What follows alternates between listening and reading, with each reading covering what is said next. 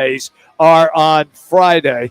Jax, you have information, too, that I think a lot of listeners who are Pac-12 fans would like to hear. Well, college football is coming up soon. Yep. Thank God. It's about time. The media days start to flow, which means the preseason all Pac-12 teams do as well.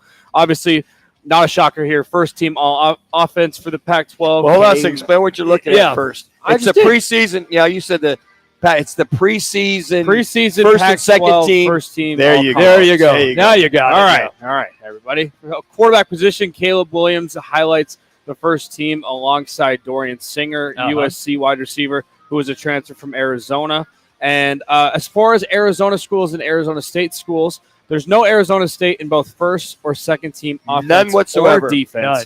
And there's two offensive second team guys representing the Arizona Wildcats in wide receiver Jacob Cowling and O-lineman Jordan Morgan, who was a projected first-round pick in this year's upcoming draft. Cowling is a fine receiver coming out of there. And it's interesting because you think of the ASU and you look at that list, Jax, there's really, Bourguet's solid quarterback. He's not Caleb Williams.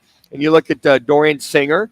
You look at that it's very strong quarterback group that's coming out of the Pac-12 this year. Well, you mentioned the quarterback room. Penix was second team offense. Bo Nix was honorable mention. And not even to mention guys like Sonora Sanders from Colorado, Cam Rising from Utah, Cameron Ward from Wazoo. And then, like you said, ASU, there's a lot of question marks with either Bourguet, Pine, Rashada probably is going to sit, but then Jacob Conover there as well.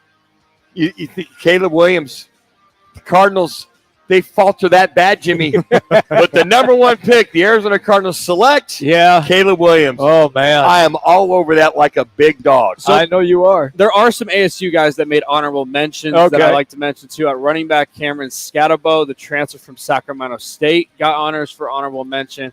And then Jalen Conyers, who will be representing ASU for Media Day on Friday, got honorable mention, tight end as well. But you look at that list; those are pretty much the usual suspects. If you look at the Pac-12, that the young men that have had good years last couple of years.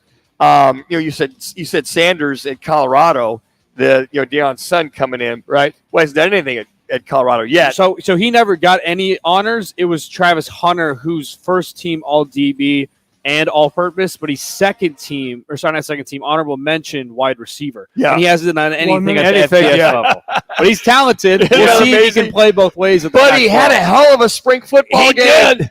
I love that stuff. But you know what? I look at that stuff. When Streets and Smiths comes out, a lot of the magazines come out.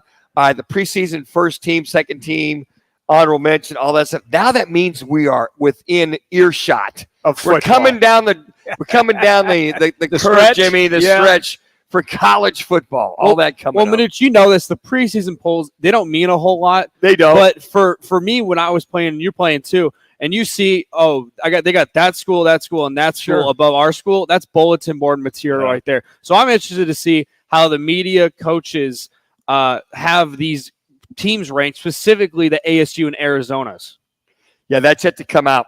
It is. I got a funny thing. Arizona State's going to be toward the bottom. Oh, boy. I think you're absolutely right. I think U of A makes a move up to maybe 6 or 7, if not higher. Yeah. With Jed Fish going into his third year. A much improved U of A Wildcat team. Hey, another quick note as we go to the NHL. Coyotes